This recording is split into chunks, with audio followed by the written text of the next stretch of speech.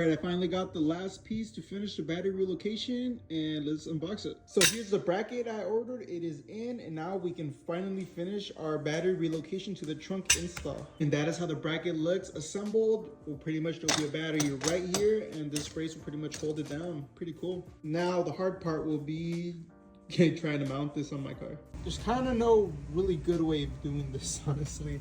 I kind of want to do it here, but doesn't quite fit, and the spare tire's in the way. If I don't have the spare tire, I guess it would work, but I'd rather just keep it there. Back there would be cool, but right here you see that big bulge. There's like a big EVAP canister thingy majiggy. I have no idea what it is, but it's there.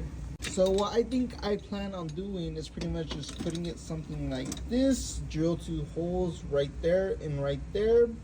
Put some nut zerts and then pretty much just secure it just in the middle right there, and then I mean that should pretty much be good. So I got my battery mounted and it's nice and secure.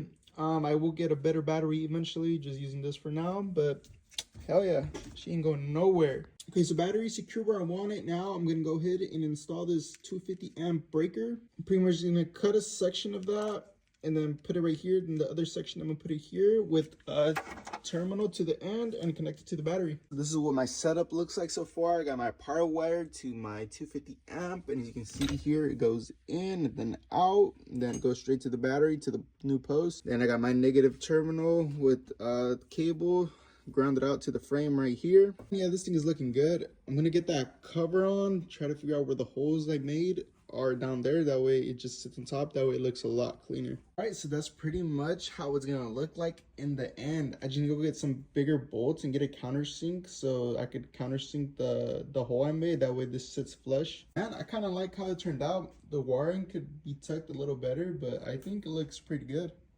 Did add another ground to the chassis to the motor, since we did get rid of the other ground that was to the battery, just in case, but I just did it right there to the motor mount right there. I might change it up later, but for now I think that should do. It's pretty much a wrap on the battery relocation. I will get a better battery eventually, but for now this will do, and stay tuned for the ABS relocation.